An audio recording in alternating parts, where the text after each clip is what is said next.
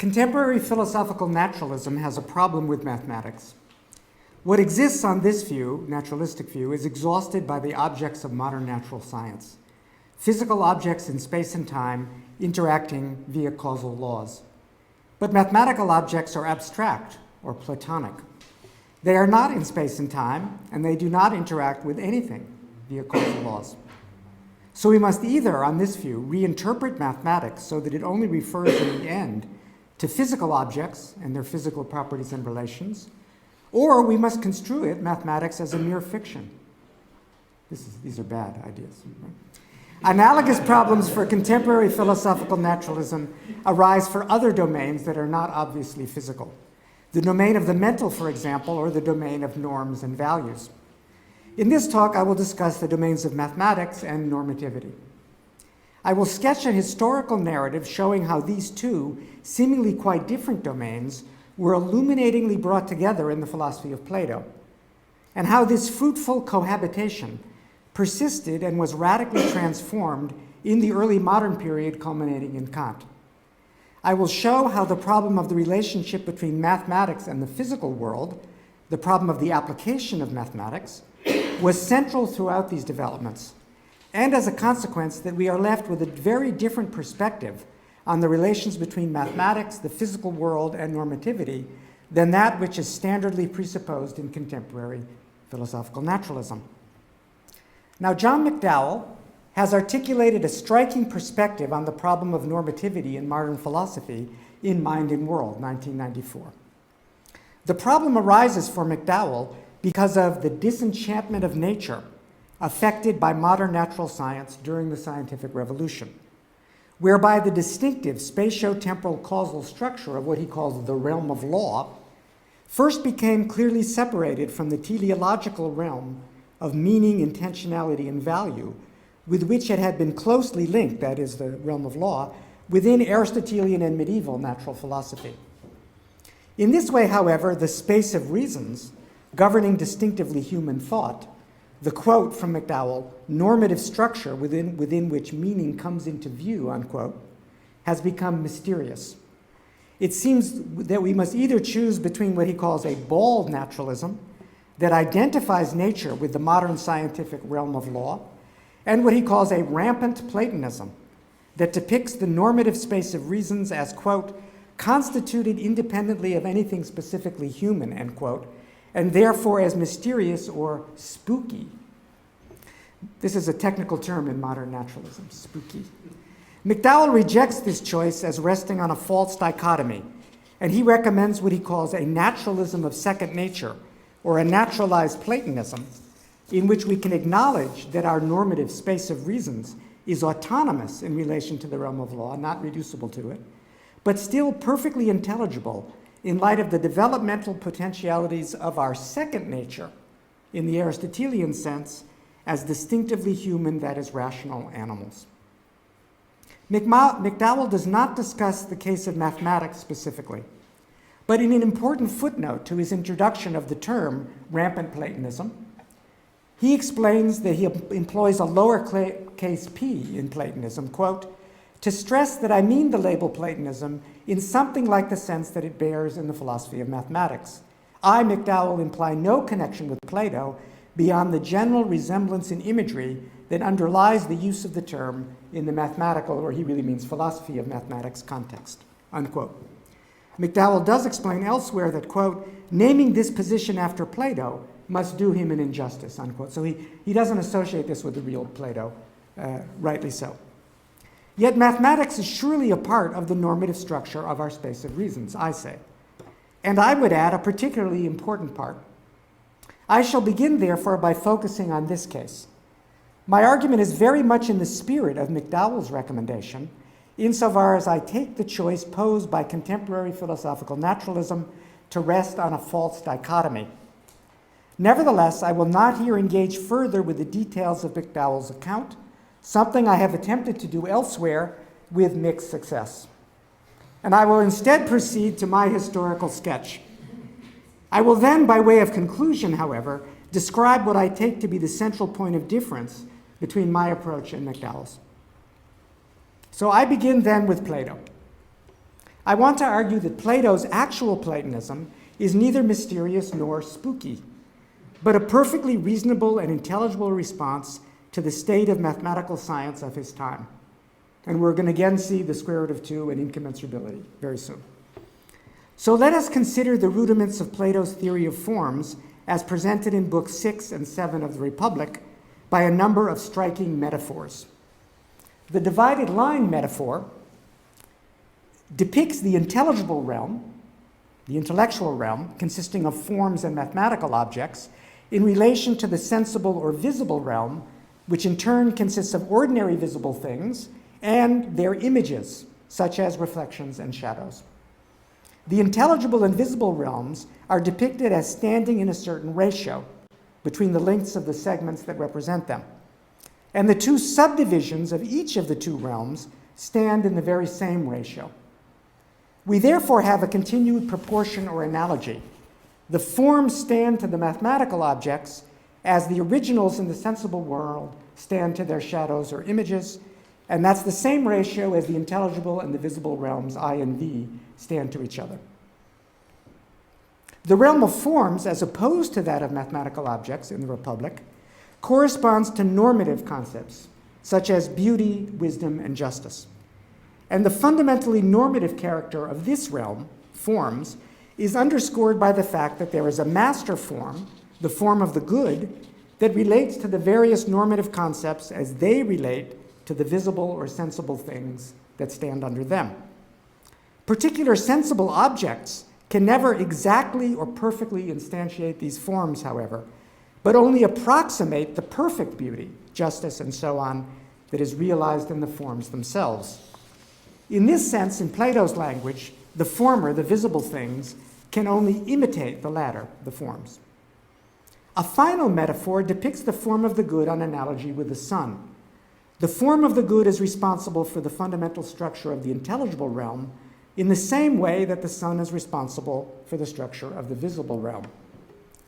The allegory of the cave, you can kind of see that, which aims to depict the entire system of relationships expressed in these metaphors, clarifies this last metaphor of the sun and the good considerably, by the idea in particular that the relation between originals and their shadows or images in the visible realm is itself an image of the relation between forms and mathematical objects in the intelligible realm, as well as an image of the relation between the intelligible and visible realms themselves.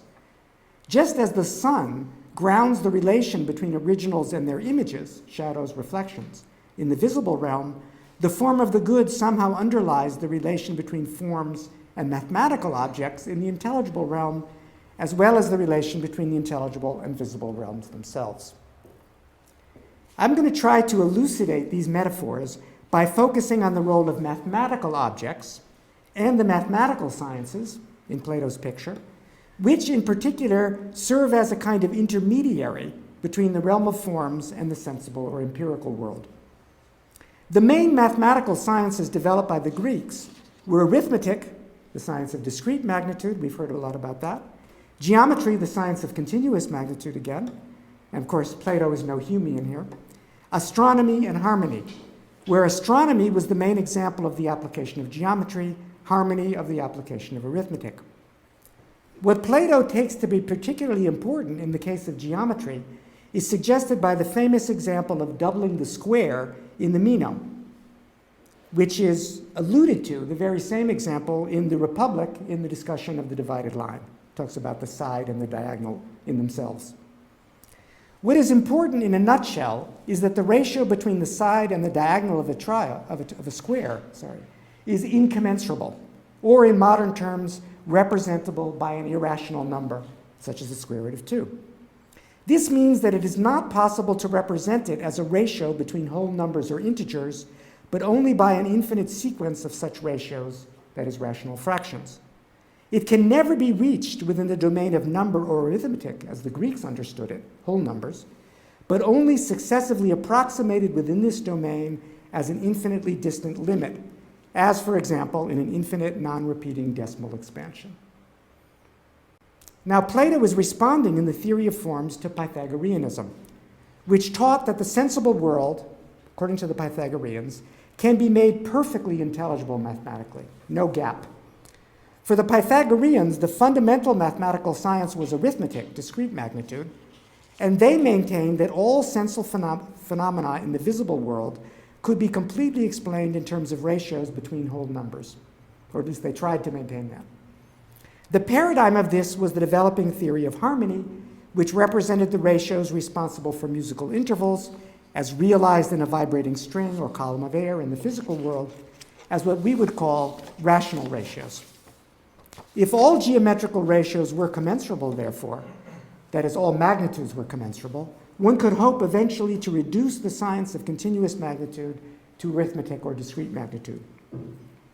The mathematical discovery of incommensurability, however, and the development of what we now call the theory of proportion, apparently by Plato's student Eudoxus, then set the stage for the Platonic development of a radically different philosophy of applied mathematics, according to which the sensible world can never be made perfectly or completely intelligible mathematically.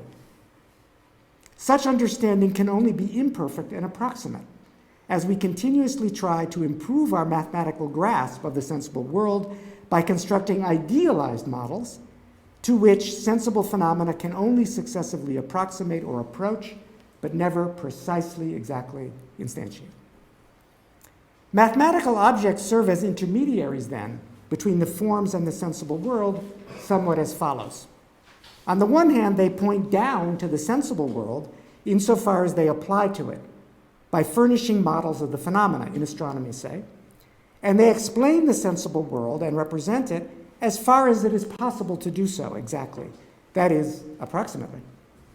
They also point up to the realm of forms, however, insofar as they idealize sensible phenomena by providing perfect models to which the phenomena can correspond only imperfectly by an infinite series of successive approximations.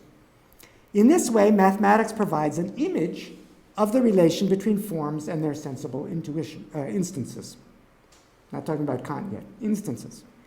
This relation, as we know, is that of perfect exemplar to imperfect imitation. And we have now represented it more precisely by the idea of what we would now call a converging infinite series. The ideas of infinity and limit, in particular, are now found to be fundamental constituents of our concept of normativity. We might even say that the relationship between an infinite series and its limit now provides us with an image of the notion of normativity in general, an image, if you like, of the form of the good, of normativity. Let me pause for a moment to clarify the role of incommensurability in this conception. It is true that our application of arithmetical concepts to the sensible world is just as subject to empirical and psychological limitations, we cannot count to infinity, as our application of geometrical concepts. It is also true that pure geometry, for Plato at least, unlike Hume, is just as much a perfectly exact science as pure arithmetic. The phenomenon of incommensurability, however, shows that the relation of exact equality or exact ratio in geometry is essentially infinitary in a way in which the corresponding arithmetical relation between finite quantities, again, these are finite lengths, but their relationship is in some sense infinitary. In arithmetic, if you have finite numbers, their relation is finitary. Okay. As a result, the empirical and psychological limitations in geometry to the precise application of geometrical concepts, unlike arithmetic, are supplemented by a more fundamental mathematical limitation, a limitation in principle for any finite mind like ours. So there is for Plato a metaphysical barrier to this application lying behind the merely empirical and psychological ones, an ultimate limitation metaphysically, mathematically essential to our cognitive relationship to reality.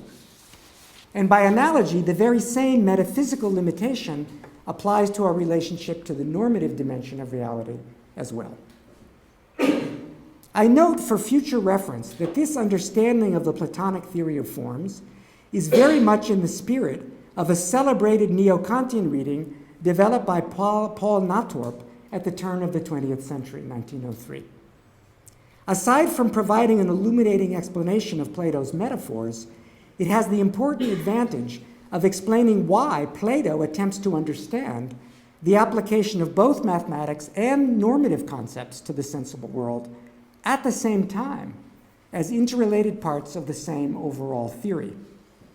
And it does this, as I have already suggested, in a way that makes Plato's theory a perfectly intelligible response to the scientific situation of his time, rather than a spooky mystery. I shall return to Kant and to his reinterpretation of such Platonic themes in a little bit. But I first need briefly to sketch some of the high points of the scientific revolution of the 17th century, as represented by such figures as Galileo, Descartes, Newton, and Leibniz, and how this revolution in particular fundamentally transformed the scientific and philosophical situation bequeathed to the modern world by Plato and Aristotle. So let's take a deep breath before I quickly do that.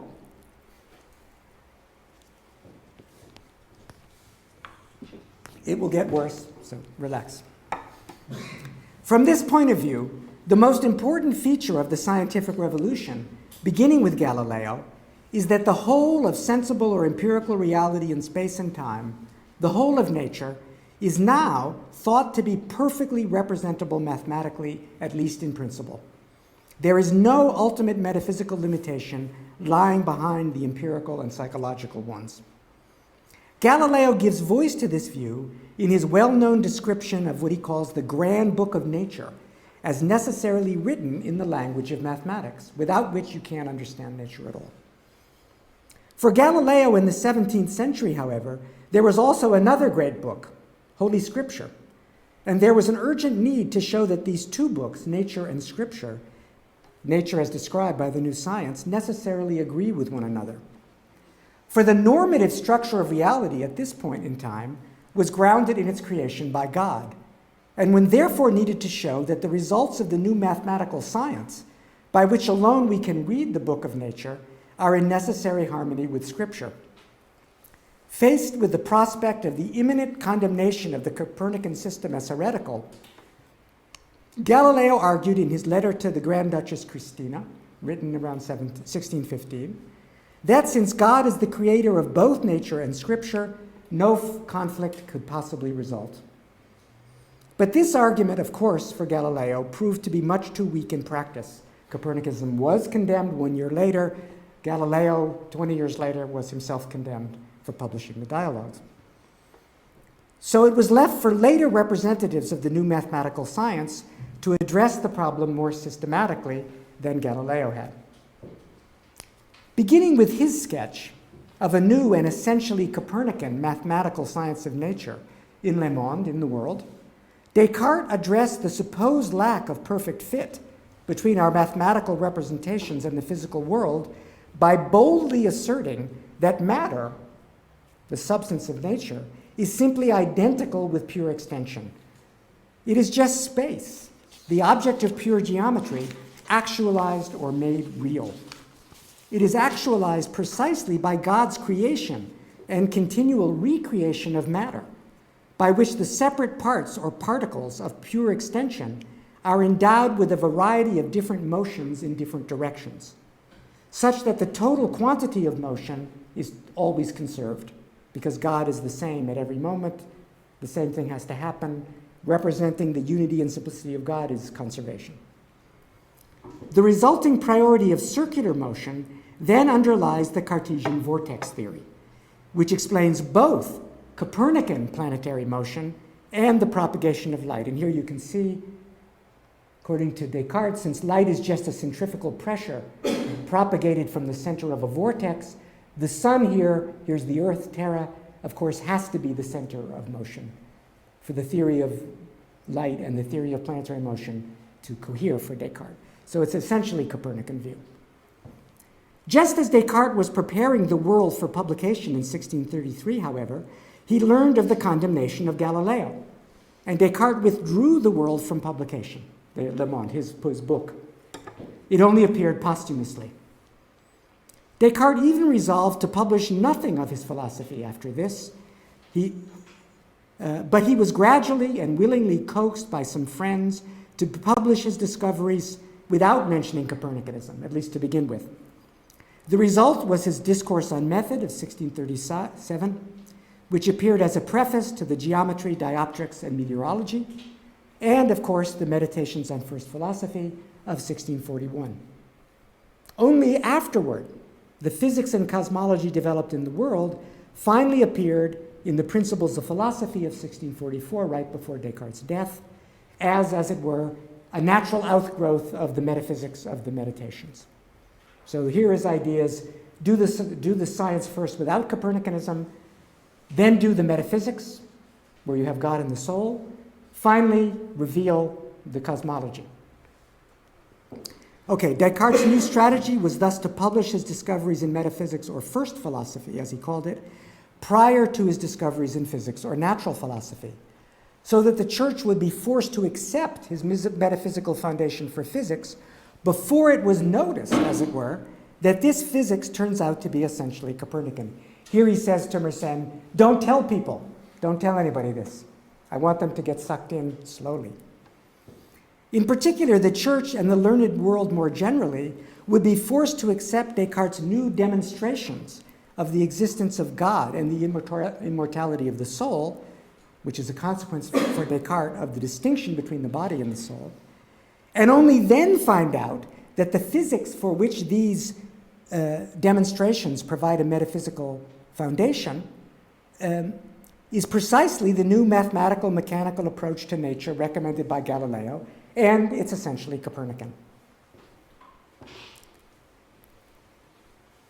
For the culmination of Descartes' metaphysics in the sixth meditation is his proof that the true cause of our obscure and confused sensory ideas is precisely matter in the Cartesian sense, that is, space or the objects of pure geometry made real. That's the rainbow, right? Descartes' rainbow. No colors there, only in the mind. And this proof, of course, depends on the fact that Descartes' God is no deceiver. God has given us a pure intellectual faculty precisely for the purpose of continually correcting and refining the deliverances of our sensible faculty, our obscure and confused ideas. How? Well, of course, by the application of mathematics. And the outcome of this procedure is precisely Cartesian, mathematical, mechanical, and Copernican natural philosophy. In this way, an updated version of Platonism, a more optimistic version than Plato's, underlies Descartes' defense of the new mathematical science of nature against Aristotelianism. Moreover, it also seems likely, as Stephen Menn has recently argued, 1998, that Descartes was a version in the Neoplatonic tradition. For an essential element of this later Neoplatonic tradition was the introduction of God as nous, as the infinite perfect intellect by which our merely finite intellect is measurable and correctable relative to an ideal standard. And Descartes' argument for the existence of God in the third meditation depends on the actual infinity of God, whereas our intellect, by contrast, can only generate the idea of a potential infinity on our own. The idea can't come from us, because we at most can grasp potential infinity. This argument thereby follows the Neoplatonic method of assent, according to Menn, plausibly, articulated by Plotinus and later Augustine. We begin with a knowledge of our own finite intellect as independent of the senses and therefore incorporeal. And we proceed to a knowledge of God, the perfect and infinite intellect, which alone can provide the ideal rational standard for judging the deliverances of our finite intellect. The contrast between the limit of an actually infinite completed series and the merely potentially infinite progression from finite element to finite element of such a series is again placed at the center of metaphysics. And Descartes' new proof in the sixth meditation of the actual existence of a Cartesian matter as the necessary cause of our sensory ideas once again forges an essential connection between metaphysics on the one hand and the application of mathematics to the physical world on the other, but now turned upside down from the more optimistic perspective on this problem characteristic of the 17th century. Now, recent scholarship has made it increasingly clear that the famous scholium on absolute space, time, and motion in Newton's Principia, 1687, proceeds against the background of Newton's rejection of Cartesian metaphysics and natural philosophy, and in particular of Descartes' principles of philosophy. Newton opposes his mathematical principles of natural philosophy. So it's real mathematics, unlike Descartes. These are, sorry, let me go, where am I? Okay. In particular, Newton needed to reject both the Cartesian version of the relationship between true and apparent motion and the Cartesian version of the relationship between space and matter as being identical in order successfully arrive at his own, that is Newton's, revolutionary version of mathematical physics. This becomes especially clear in Newton's unpublished manuscript, De Gravitatione. Here's a page of it from Cambridge, whose date is uncertain, but may have been completed around 1685 during approximately the same time as the composition of the Scholium. For it is here, in De Gravitatione, that Newton defends a metaphysics of space and its relationship to God and the divine creation indebted to the so-called Cambridge Platonism of his older colleague, Henry More, and a version of this metaphysical view that is explicitly opposed, as More was, to the corresponding metaphysical and theological views of Descartes. Some of these quotes will be on your handout, but I will show them here too. Newton begins by declaring that absolute space is neither a substance nor an accident, but what he calls, quote, an emanative effect of God and an affection of every kind of being, unquote. In particular, absolute space or pure extension is even an affection of God, since God is omnipresent or everywhere in space. God can thereby create matter or body as something quite distinct from pure extension by endowing a certain determined region of space, or a set of them, with the conditions of mobility, impenetrability, and obedience to the laws of motion. God can do this anywhere in space in virtue of his omnipresence by his immediate thought and will, just as our souls can move our bodies by our immediate thought and will, whereas we're omnipresent throughout our own bodies. This doctrine, as you see in the last quote, surfaces in some of Newton's well-known published statements, here in the Queries to the Optics, that space is the sensorium of God. So even though De Graaf was not published, these views of Newton were well known, and you see them in the Leibniz-Clark correspondence and so on. Now, I cannot make the argument in detail here, but I believe that it was precisely this metaphysical background, this Cambridge Platonism, that made it possible for Newton to achieve his revolutionary break from the then dominant mechanical natural philosophy as paradigmatically formulated by Descartes. For in order successfully to formulate his theory of universal gravitation, Newton not only needed to articulate a distinction between true and apparent motion, as in his example of the two rotating globes connected by a cord in the Scholium on space and time, where the tension indicates the true rotation, Newton also needed to introduce what we now conceive as a fundamental force of nature, gravitation, that acts immediately at a distance with no cord.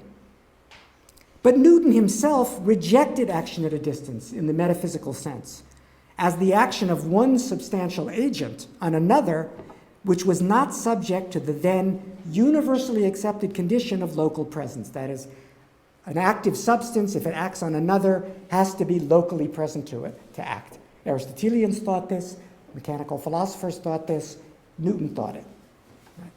So the metaphysics of causality forbids action at a distance. Newton agrees. And Newton suggests instead, in his well-known letter to Richard Bentley of February 1693, that it might well be God, or perhaps some ubiquitous immaterial agent directly dependent on God, who is ultimately responsible for gravitational attraction. It has to be immaterial because otherwise there would be an exchange of momentum with whatever it is that's doing that, but that can't be in Newton's theory of gravitation. The planets have to exchange momentum immediately at a distance. But for Newton, there's still no causality in the metaphysical sense. That's what he gets. Newton's Neoplatonic or Cambridge Platonic metaphysics of space and divine creation thus made it possible for him to accept gravitational attraction as a real physical force without committing himself to genuine metaphysical action at a distance. Despite his fundamental differences with Descartes, therefore, Newton too attempts a Neoplatonic reconciliation of mathematics, the physical world of modern science, and the domain of normativity and value, again seen, as everyone in the 17th century did, as grounded in God and God's creation. Yet Newton did not, any more than Descartes, develop, in fact less than Descartes, develop a substantive account of the domain of norms and values, and no account in particular of the way in which the human freedom apparently required by morality fits into the deterministic and apparently purposeless, meaningless world of modern science. Such accounts were articulated, however, by both Spinoza and Leibniz in radically different ways. And although I do not have time, of course, adequately to discuss these accounts here, I can call your attention to some of the most directly relevant high points of Leibniz's relationship with Newton.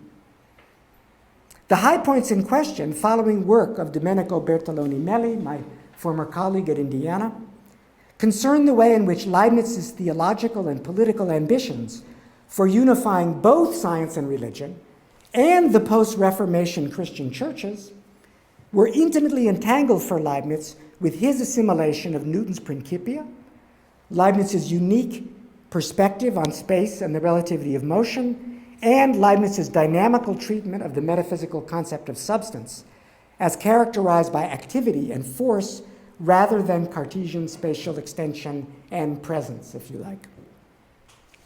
So here's a quick rundown. These ambitions, as Bertoloni Melli has argued, then manifest themselves in both the Theodicy, 1710, and the Leibniz-Clark correspondence, 1715 to 16, and they are in both places intimately connected with Leibniz's complaints about the Newtonian view of God's relation to space and action at a distance.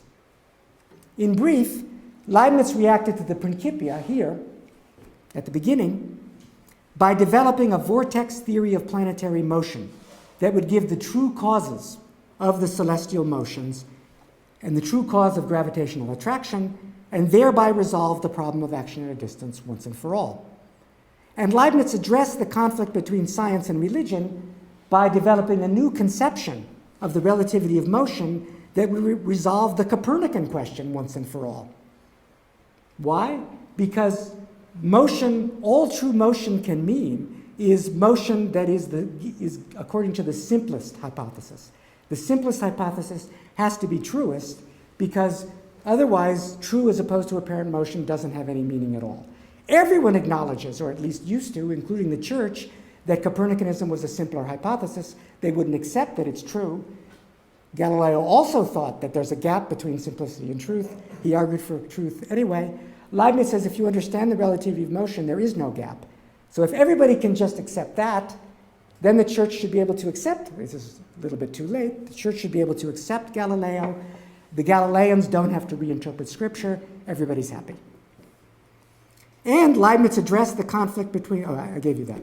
Finally, Leibniz used his dynamical treatment of substance as force rather than spatial extension, applied to the relationship between the substance of the bread in the Eucharist to the substance of the body of Christ, to argue that while the bread and the body of Christ, this is the Lutheran doctrine, remain substantially and spatial distant, they don't move, they're where they were, right?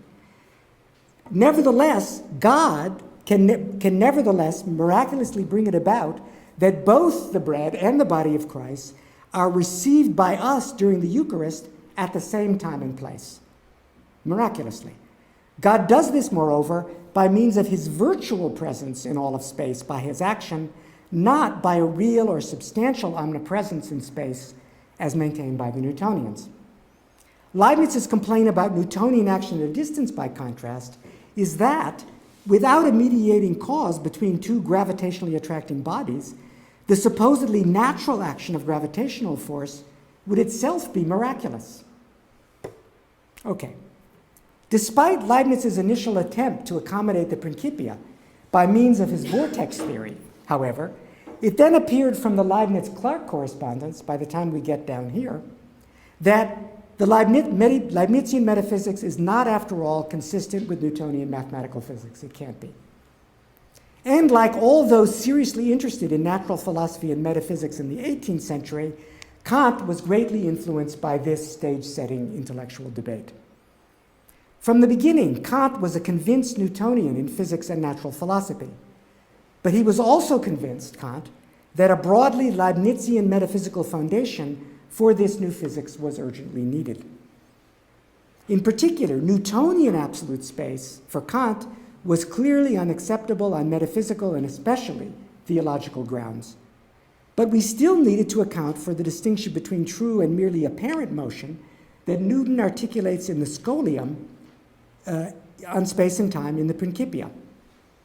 Kant's task, therefore, was to reformulate this Newtonian distinction, there it is, without Newtonian absolute space, against the background of the fundamental metaphysical concepts, substance, causality, and so on, which have their origin, according to Leibniz, in the logical structure of our pure intellect. Okay, so now we take another deep breath before I launch into Kant in a little more detail.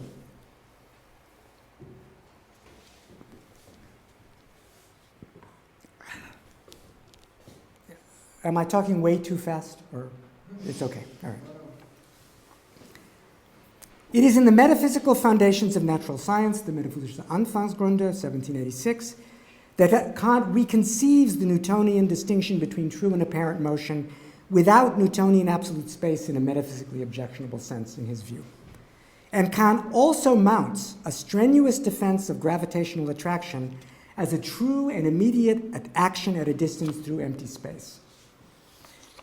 Kant is a second-generation Newtonian, all of whom accepted action at distance, no more worries about it. In particular, Kant entirely rejects the idea that any other agent, including God, is needed to mediate this interaction. And Kant thereby incorporates the theory of universal gravitation into his own version of a metaphysical foundation for physics. Right? It's essential that it be action at a distance, he argues. Why? Because it exchanges momentum at a distance, but that's all causality means in the phenomenal world. In the context of the more general transcendental philosophy articulated in the Critique of Pure Reason, second edition, 1787, right after the Anfangsgründe, Kant thus arrives at a twofold reinterpretation of Newtonian absolute space. On the one hand, space, empty space, is the form of our pure sensibility, within which all outer objects are necessarily perceived by us. On the other hand, absolute space, as an ultimate frame of reference for distinguishing between true and apparent motion, is reconceived by Kant as a forever unreachable regulative idea of reason, rather than, as it were, a substantial thing. It's a regulative idea of reason where, using Newton's theory of universal gravitation, we move from our parochial perspective here on the surface of the Earth to a more encompassing frame of reference fixed at the center of gravity of the solar system. You can more or less see that. To a more encompassing frame of reference fixed at the center of gravity of the Milky Way galaxy. Kant, along with Lambert, is one of the first, and some Wright and others, to have this idea of the Milky Way galaxy. To a still more encompassing frame of reference fixed at the center of gravity of a rotating system of such galaxies, and so on, ad infinitum for Kant. The world is just a concentric, the whole universe, series of rotating systems within rotating systems within rotating systems. We keep going to the center of gravity forever. Absolute space is the limit, which we never get to. In particular, for Kant, it is our pure intellect, and not God's, which injects the Newtonian laws of nature into the form of our pure sensibility, not the sensorium of God. And it is in precisely this way that Kant decisively transforms. Since space is not a metaphysical thing, we don't think of the structure of space and of matter as dependent on God's omnipresence. That's the key thing. So it's instead, it's our sensorium and it's our intellect, and we put it there. In this way, Kant decisively transforms the metaphysical tradition he inherited, including Newton's metaphysics of space, into something radically new. Kant replaces a theological foundation for the metaphysics of nature with his own conception of transcendental objectivity. What is objective on this view is precisely that to which all human beings, in virtue of their shared a priori faculties of sensibility and understanding, must necessarily, ideally, agree with one another. Since Kant has decisively rejected the Neoplatonic reconciliation of the new mathematical science, as represented by Descartes and Newton, and perhaps in a way by Leibniz, Kant rejects that kind of reconciliation of mathematical science with the domain of normativity and value, along with all other theological reconciliations. Objective knowledge for Kant is possible only of spatio-temporal appearances. That is, appearances, physical objects interacting in accordance with causal laws in space and time. And in this way, Kant begins to prepare the ground for the philosophical naturalism dominating our current intellectual predicament. That's the only stuff there is that we can know for Kant. The crucial difference, however, is that the Kantian conception is entirely based on a deep appreciation of the indispensable constitutive role of mathematics in our modern scientific picture of nature, so that it simply makes no sense on this view, on Kant's view, to raise philosophical qualms about the status of mathematics from the perspective of modern natural science. There wouldn't be any modern natural science without presupposing mathematics in its exactness as already there, making it possible. By the same token, as we will see in a moment, it also makes no sense on the Kantian view to similarly question the status of norms and values. Kant's conception of transcendental objectivity no longer involves any notion of correspondence between our best scientific representation of nature and an inaccessible realm of noumena, or things in themselves, lying behind the spatio-temporal phenomena. Things seen and known, as it were, from God's perspective rather than ours. As Kant puts it in the Prolegomena, 1783, quote, I read it, objective validity and necessary universal validity for everyone are therefore interchangeable concepts. That is, relation to an object and intersubjective agreement are the same. And although we do not know the object in itself, nonetheless, if we regard a judgment as universally valid and hence necessary, objective validity, relation to an object, is understood to be included. Through this judgment, we cognize the object, even if it otherwise remains unknown as it may be in itself, by means of universally valid and necessary connections of given perceptions, unquote. That is, by universal and necessary laws of nature. To be sure, there is still a gap between nature as we may objectively judge it to be at any given stage of science, and the whole truth about nature at which our human scientific inquiries ultimately aim. Just like Newtonian absolute space, however, this is a limiting idea of reason rather than an inaccessible metaphysical substratum. It is the purely regulative idea of a fully complete natural science that we can only successively approximate but never actually attain. Here, as I have suggested, we find the beginnings of the Kantian reinterpretation of the Platonic theory of ideas. Indeed, Kant explicitly invokes Plato in this connection at the very beginning of his consideration of what he calls the ideas of pure reason, as opposed to the concepts of the understanding in the first critique. Kant correctly points out, quote, that Plato found his ideas preeminently in everything that is practical, norms, values. That is, in what rests on moral freedom, that's Kant speaking, which for its part stands under cognitions that are a proper product of reason, unquote. And Kant illustrates this point with the notion of perfect virtue, following Plato, which is by no means chimerical, Kant says, simply because no actual human being ever has or ever will instantiate this idea perfectly. For the proper object of what Kant calls pure practical reason is to delineate what ought to be the case rather than what actually is the case. And our knowledge of what ought to be the case, on Kant's view, does not depend on any given normative structure inherent in a reality independent of us, resulting from the will of God, for example. It rather depends on the free universal self-legislation of all rational beings, where the unanimous agreement of all, an ideal social contract, as it were, Kant very influenced by Rousseau here, who he called the Newton of the moral world. This unanimous agreement, this ideal social contract, delimits the content of the moral law in what Kant calls an ideal kingdom of ends. And it then becomes a necessary, obligatory end of morality that we human beings should strive as far as possible to approximate this end, the highest good, here on earth. Of course, we'll never reach it. We can approximate it. Kant thus combines the original Platonic insight into the necessarily infinitary character of the concept of normativity as an ideal limiting concept with his own, Kant's, novel conception of transcendental objectivity. The idea of a necessary universal agreement among all human beings, and even more generally all rational beings when it comes to reason, sensibility doesn't play a role, as the ultimate ground of the possibility of both modern mathematical science when it's applied to sensibility and morality when it's independent of sensibility, when it's reason rather than understanding.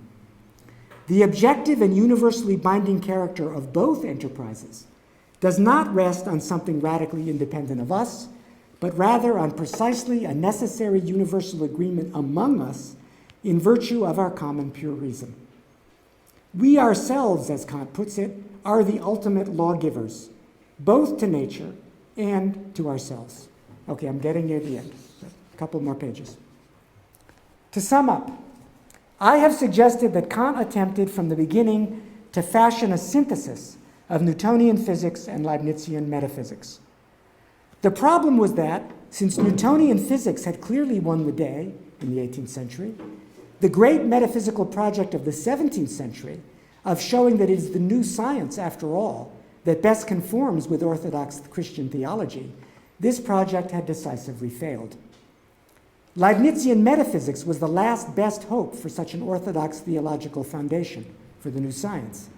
And Newton's own metaphysics, which essentially involves a real substantial omnipresence of God throughout all of infinite space, could not possibly be harmonized with any variety of Orthodox Christianity. Of course, Newton was no Orthodox Christian. Since he denied the divinity of Christ, for example, this is not a good idea. The solution Kant came up with was to break fundamentally with the metaphysical theological tradition he inherited. The phenomenal world in space and time is indeed Newtonian. It even involves a new notion of substantial interaction, which is explicitly modeled on gravitational attraction at arbitrarily large distances across empty space. But the supersensible world beyond space and time, the world containing God and human souls, which Leibniz had correctly characterized in the Theodicy as the kingdom of grace, this supersensible world for Kant, unlike Leibniz, is no possible object of theoretical cognition at all. It is instead the subject of a purely practical cognition, as presenting us with an infinitely distant ideal of a perfect moral community, the kingdom of ends, that we can only successively approximate but never actually attain. Kant provides a striking reinterpretation of the Newtonian doctrine of divine omnipresence, amazingly enough, in these terms in his Religion Within the Limits of Reason Alone, 1793. This doctrine for Kant cannot be literally true. God cannot be in space. But it is rather what Kant calls a sublime analogy. Right? It's a sublime analogy to precisely Kant's own conception of the ideal moral community, which is analogous to the community of interacting substances by gravitation in the phenomenal world in space and time. It is in these terms, too, that we should understand the famous passage from the conclusion of the Critique of Practical Reason on the starry heavens above me and the moral law within me. You know I'm getting toward the end when I pull this out. The starry heavens above us are described by Newtonian mathematical astronomy, which for Kant involves a potentially infinite but convergent sequence of successively more encompassing frames of reference, beginning with our parochial perspective here on Earth and proceeding to the center of gravity of the solar system the center of gravity of the Milky Way galaxy, and so on ad infinitum. Here, it extends our conception from where I stand into an unbounded magnitude with worlds upon worlds and systems of systems. The moral law within us, however, tells us that the ultimate regulative ideal governing all our endeavors, both theoretical and practical, this idea has true infinity, not just potential infinity, is the creation in the infinitely distant limit of the kingdom of ends here on earth. That is the highest good, in which, ideally, all human beings are both equally virtuous and equally happy.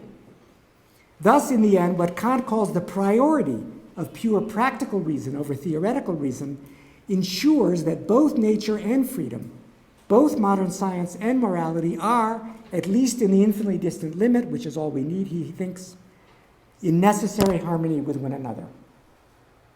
Now, we late 20th and early 21st century philosophers, of course, live in a very different world. Not a different world than this, but a different world than Kant's. Our mathematics is much more abstract and has apparently forever lost its connection with spatiotemporal intuition. Our mathematical physics, too, is radically different from Newton's, and it is no longer possible to maintain that there is a single geometry and a single system of mechanics, Newton's, necessarily common to all rational human knowers at all times and places. Moreover, both our science and our technology have now rapidly evolved and proliferated to the point of being completely unsurveyable by any single human being. And as a result of this evolution, finally, modern science and its associated technologies have become inextricably entangled with the very fabric of everyday life, as you can see. Directly impacting its moral, political, and spiritual dimensions, we're all in danger from my Mac, in a way that could not have been imagined by even the most sophisticated thinkers of the late 18th century Enlightenment. One must certainly take account of all of these intervening developments if one wants to develop a descendant of the Kantian solution to our contemporary philosophical predicament, which arises in no small part from precisely these post-Kantian developments. At this point, I can only say I am working on it. In a project, however, that has begun and began in the late 1990s, in a volume appearing in 2001, contains the 1999 Kant lectures at Stanford, but I'm still going, continuing today, for example, up into these works, and if I live so long, it will result in another big book. Okay, I can't do that today. So I will end, as promised, by clarifying the difference between the approach I am now recommending and the approach recommended by McDowell in Mind and World. I'm almost through. The main difference, as I see it, is that McDowell is still committed to a version of philosophical naturalism and empiricism, that represented originally by Aristotle. In particular, for McDowell, as for Aristotle, our sensible knowledge of the natural or empirical world is still taken to be paradigmatic of knowledge in general. That's the best case. Right? Knowledge is perception. And so the problem posed by the existence of a normative space of reasons, as McDowell puts it, making our empirical knowledge possible, is solved from this point of view by indicating how we human animals, who after all are parts of the same natural order, nevertheless have developmental potentialities for grasping such a normative structure. Right? So it's okay because we're there too.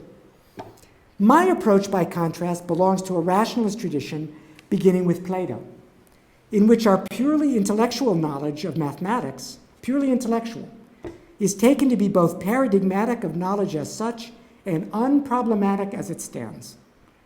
The problem is to understand how this kind of rational knowledge, mathematical, is related to both our empirical knowledge of nature, to the extent that we have such knowledge, and the more contentious realm of norms and values.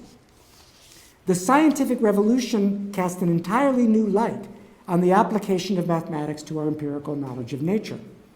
But at the same time, it created new problems for the relationship between nature and normativity. The philosophers of the early modern period devoted themselves to this situation, and their efforts ultimately reached a successful conclusion of sorts in the work of Kant. The further progress of science and philosophy after Kant, however, created new problems in turn, as I just suggested. So what I am recommending is that we now devote ourselves to making our own contribution to addressing precisely this post-Kantian predicament, while still continuing and once again radically transforming the same rationalist tradition. Thank you.